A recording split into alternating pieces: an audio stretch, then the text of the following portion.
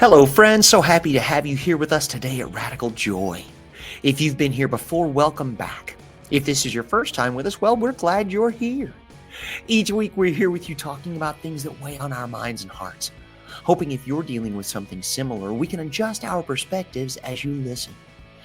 The more people we meet and the more places we go, the more we realize how important it is to make people aware of the fact that there is no shame in enjoying the parts of our lives that are incredible. It is time for some radical joy, and this week, the three fingers pointing back at us are for knowing your purpose versus knowing your place.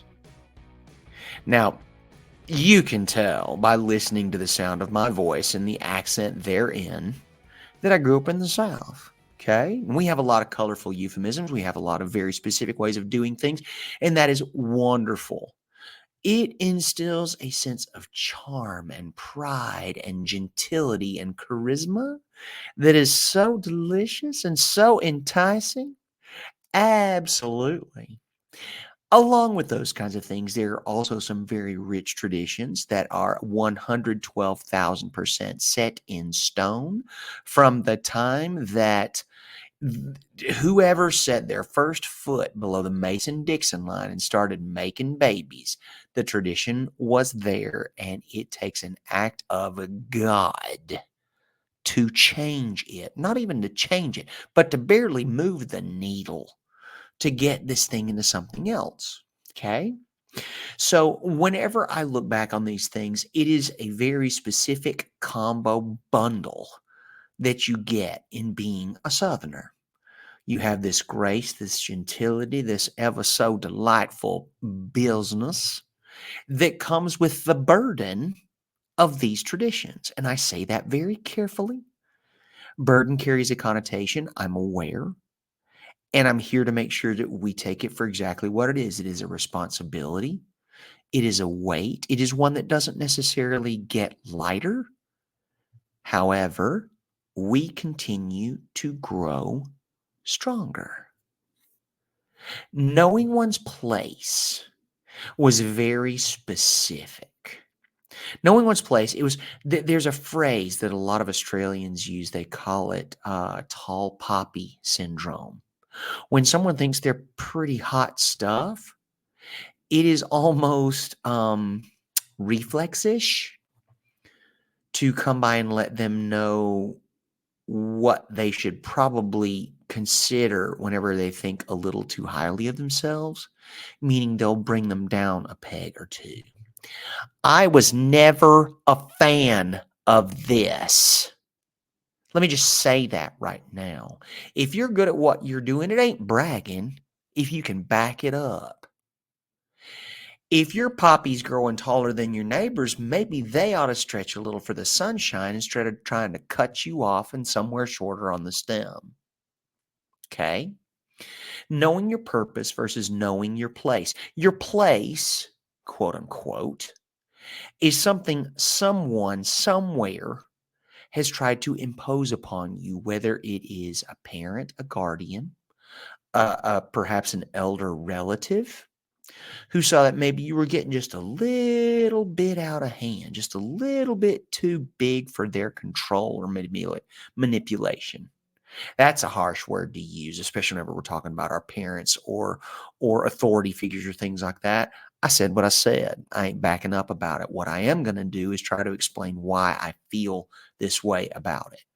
Knowing your place is something that someone has decided for you early on and will do much within their power to continue to mash you into that pigeonhole and squeeze you in there to mold you to what they want you to be, regardless of your preferences, of your talents, of your desires, wishes, or proficiencies. And they will continue to poke that gnarled little sharp knuckle finger into that pigeonhole, trying to mash you down in it, thinking that you need to know your place. All the while never taking into account that your place is very different from your purpose. And your purpose is so much more important, not just to you, but also to the world at large, than knowing your place. Great Aunt Mildred don't know what it is I've been put on this planet to do. Now, she knows what she wants me to do. Make no mistake. Ed Bullard wanted me to graduate from school, get into the car business, find a little Baptist girl to marry, make 17 children, gain 37 pounds, and grow old and retire doing the exact same thing day in and day out. Bounce those babies on a knee, send them to school, and, wash, rinse, repeat. Wonderful. That is a beautiful thing to wish for someone. Truly, what an honorable existence to find love, to be successful at business, to procreate, to make a beautiful family, to provide for them, to protect them, to nurture, nourish, and put them out into the world as hopefully wonderful human beings and citizens of the community. Do you think that's what I was put here to do? Maybe you do. Maybe somebody out there is still holding hope for it, and that's great too. Thank you. Because to many, many people out there, that is exactly the thing that happy people, successful people do. And if you don't do that, I think a lot of people have a really difficult time wrapping their head around how a person like that can still be considered happy or successful. Not a criticism. It is an observation that I have made. It's like, okay, it's not my job to convince you that I'm happy or doing well. The bills get paid. Clearly, nobody at my house is going without a meal. I take these amazing trips. I have the most incredible people in my life. I get to sit in front of a microphone for half an hour plus weekly with people who want to spend this time with me so we can move forward together to be kinder, more loving, more joyful human beings because we have every reason to be those people. And it fills me with a sense of pride and contentment that I have difficulty putting into words, and I'm pretty good at putting things into words. That is my purpose. And I have spent many years trying to figure that out because I got my place confused with my purpose. And God love you if those two circles intersect. If your Venn diagram is a circle of your purpose and your place, friend, I would love to know how easy that feels. Because I can't help feeling as though that would be a wonderful predicament in which to find oneself. I think it is one of those things that we grow either into or out of. If we've been given a place, nothing wrong with it. If you love it, great. Eventually, your purpose may grow from your place, and it could parallel line all the way up the side of the mountain. You reach the pinnacle, you plant the flag, life is good. When you pass, you've left a legacy that any and all could be so proud of.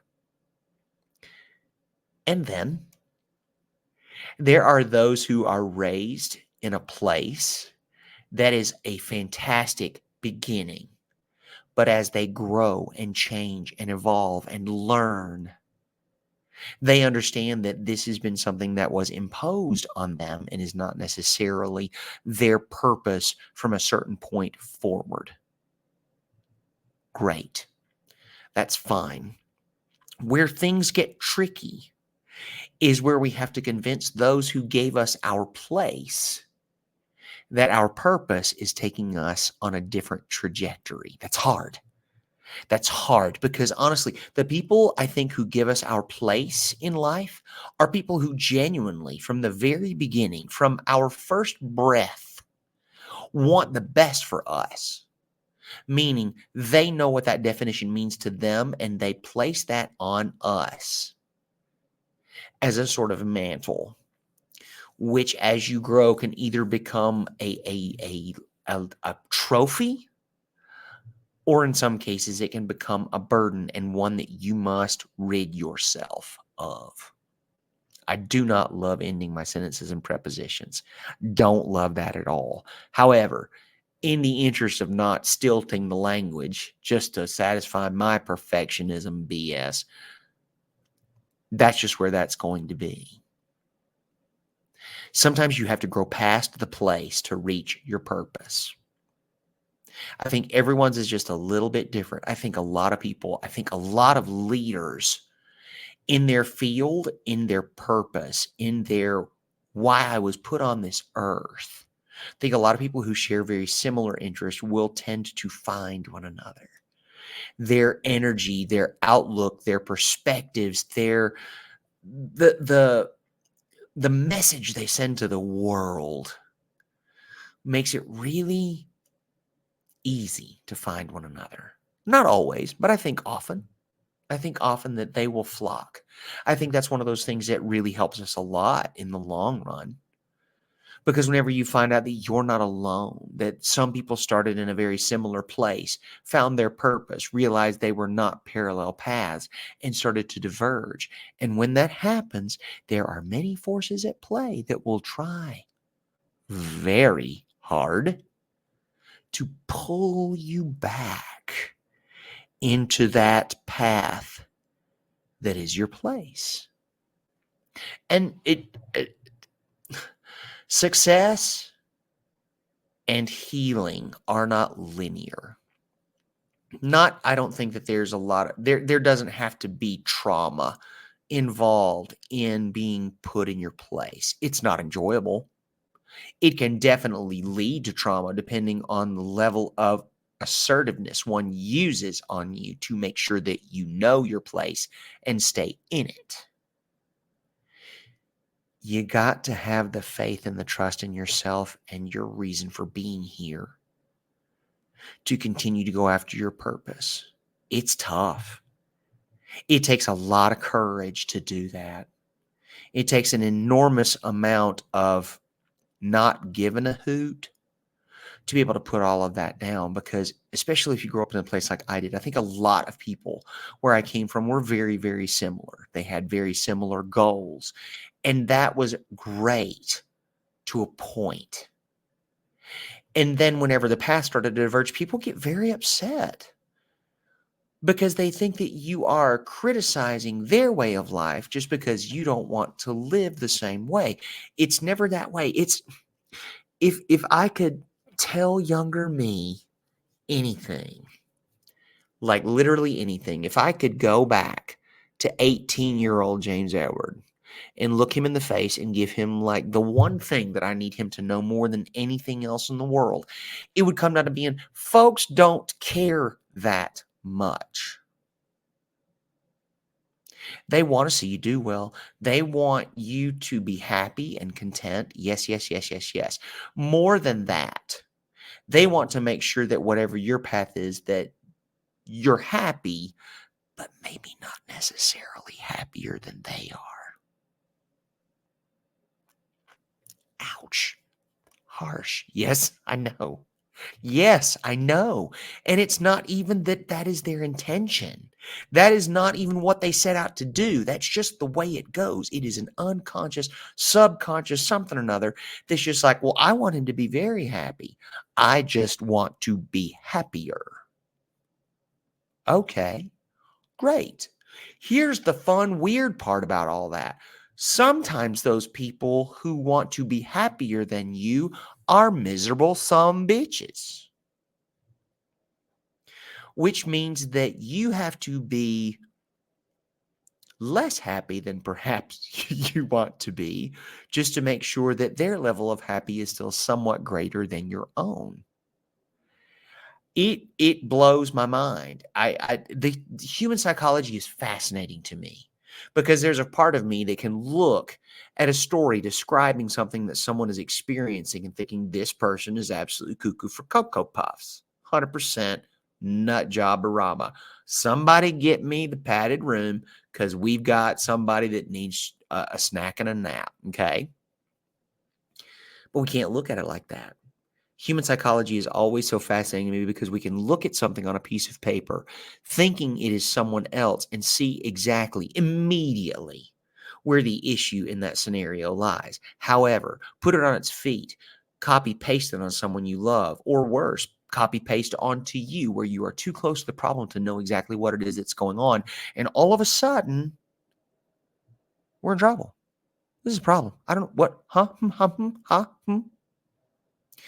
Knowing your purpose takes a lot of dedication. It takes focus, it takes drive, ambition, especially if you were put on this planet to do more than what your closest 10 friends where you grew up were destined to do. That's a harsh realization. It's not nice. Hardly anyone I know takes it well. They almost always take it as an insult or as a slight to how they lived their lives, to how they have decided to structure the way they live. I don't care. I love you. I care about you. I don't care what makes you happy because, in the grand scheme of things, how you make yourself happy, how I make myself happy, if my following your instructions for my life is necessary for you to be happy, we have a problem, Houston. Now, if we should be so lucky that your idea for me for being happy and my idea for me being happy coincide, woo! Hallelujah. Somebody pop the champagne. This is going to be great. And then sometimes it doesn't. And that's when everything get real sticky and complicated and weird. And you got to have real interesting, awkward, uncomfortable conversations with people you love and wouldn't hurt for the world. What they don't realize is that the restrictions they're trying to put on your life are the things that are keeping you from enjoying it fully sometimes. And in order for you to grow into who you were meant to be, to reach your purpose, you're going to have to step on some toes. And you're going to have to say things to people that they're not going to love. And that's okay. Okay? They're not going to see it as such. You're not necessarily going to feel it as such until you start moving away from it and start moving closer towards why you were put here in the first place. Oh. Yeah, exactly. Exactly that. That's the thing. And they always say that you value the things that you work the hardest for. I believe that. I do. I'm not a handout guy. I'm not that person that's like something for nothing kind of situation. I also want to make sure that I make this very clear that I acknowledge the fact that there are people among us who are in need, who cannot do what is necessary in order to keep themselves well fed or securely housed or any of these other kind of things. And people need our help. Okay. I think this runs along a very similar vein. I want to do the work. I want to be better. There are times I need help. Because sometimes I can't look at this and have an objective opinion on it. I can't look at these kinds of things and be like, well, this needs to happen. Sometimes it's a cha-cha. It's 2 steps forward and 1 step back. You continue to try your very best to make progress. You continue to move towards your goals and try to accomplish these milestones you've set for yourself. And sometimes it's difficult because some people just don't understand them. And they feel, for whatever reason, that they're entitled to an explanation as to why you don't want to do what it is that they have outlined for you in your life. That's when it gets interesting. And I want to make sure that I tell you there are so many ways of handling that. There's a respectful way where you can almost feel entertained by making sure that folks who continue to put expectations on your life that you will probably never meet because they just don't align with your goals. They don't match what it is or who it is you want to be or what you want to accomplish. And whenever you say that to them, it is interesting to watch the response. That's a nice diplomatic way of putting it. Knowing your place is an imposition of sorts to a point. In the beginning, it's great because it gives you structure, it gives you discipline, it gives you something to work toward. You know, it's one of those things that in order to make sure that you have at least something set in place until you make your own goals, that you have something to work toward, that you have a trajectory for improvement. And I think a lot of people just assume that that will stay with you forever. And for some people, it does. And that's great. I think that sounds so much easier than what a lot of other people have to go through. I see these videos online about people who are unschooling their children, whatever that's supposed to mean. And I can't help but just laugh and roll my eyes a little bit, because it's just like, we want our children to be what we are because they're going to always be around us. So they're going to want to do this. It's like, okay. What that okay is an acknowledgement. You have said something and I have heard it. It is not, okay, I agree.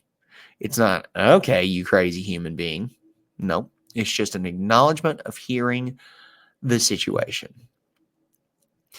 I can't help feeling as though with each generation, the best parents are the ones who want to make sure that their children have every opportunity to choose whatever it is they want to do and be wildly successful at it, whether that be contentment or financial compensation or being able to do it in a place that they've always dreamt of going or being. There's so many ways to measure success. I want to make sure that I continue to focus on that because my idea of it may not completely align with the way other people see it. And I have to give myself grace for that. Okay. I see pictures online about people that are traveling, or I see them in their Broadway shows, or I see them in these kind of things. And there's a part of me that absolutely knee-jerk lizard brain reaction is envy, immediate, vicious, flames, green flames of jealousy for these kinds of things. And then there's a part of me that likes to take a moment and then kind of like dig underneath all of that for the whatever is lying beneath, because I know that initial was my first idea, my first thought, my dream that got me out of the house and away and continued me on a path to newer, different, bigger, etc. And whenever I see these people who have been at this forever and they are so talented and they are beautiful and they are wonderful, and I want to be purely happy for them and their accomplishments in this regard. And I can still 100% accept the fact that I can be jealous as well. I sit down with it. I take a moment. I roll it around in my head and my heart. And I was like, they deserve it. They've been working at this a while, and then all the stars aligned. They fit the bill for what casting or artistic team was looking for, and now they are accomplishing a lifelong dream of performing on the Great White Way. And it's wonderful. And I wonder to myself, I think in the darkest and the dankest, swampiest recesses of my brain, I can't help thinking, I wonder how their parents are feeling now. Because there are some families that are so incredibly supportive of their artistic children, and I love that. And I just think that is so wonderful. It has to make this whole thing so much easier because being a successful actor can be very trying at times. Having the support of your parents can be a huge boost.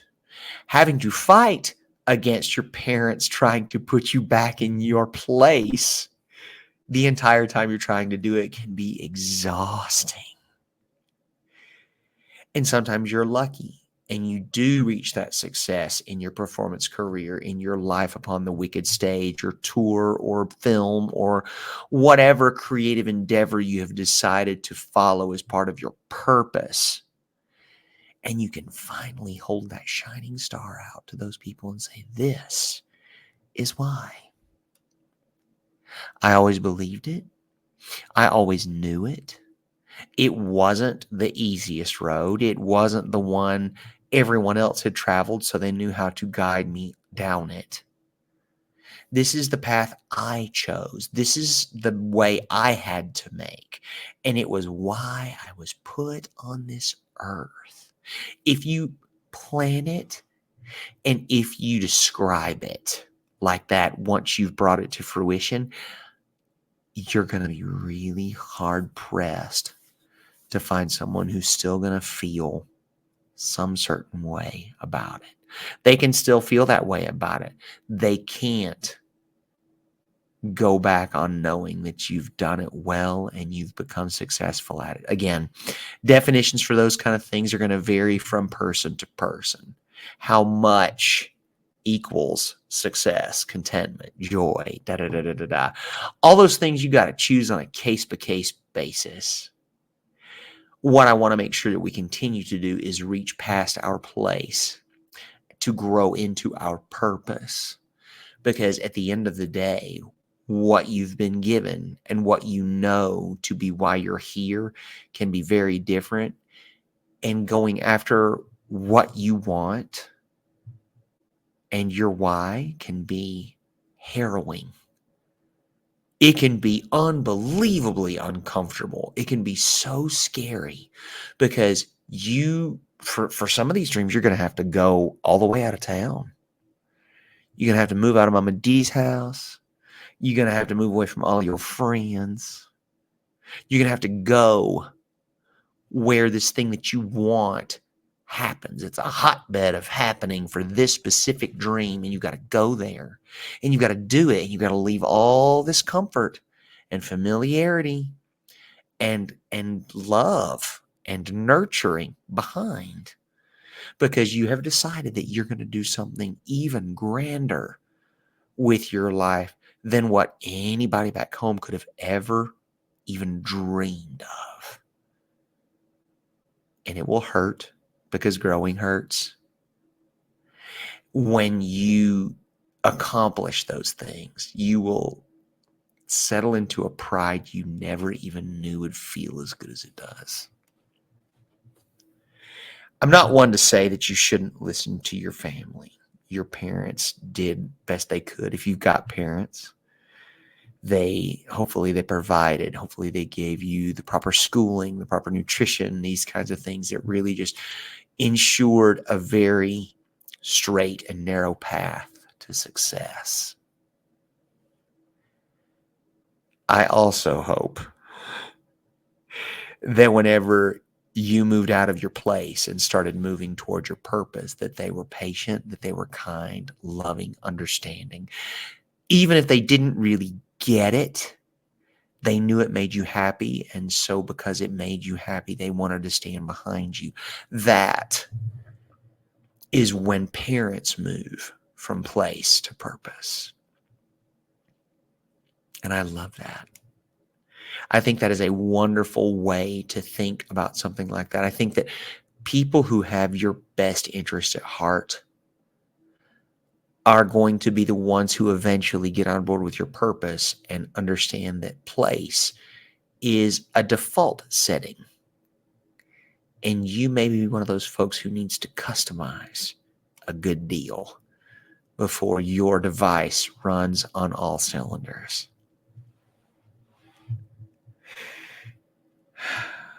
I do love this time we get to spend together. It thrills me no end.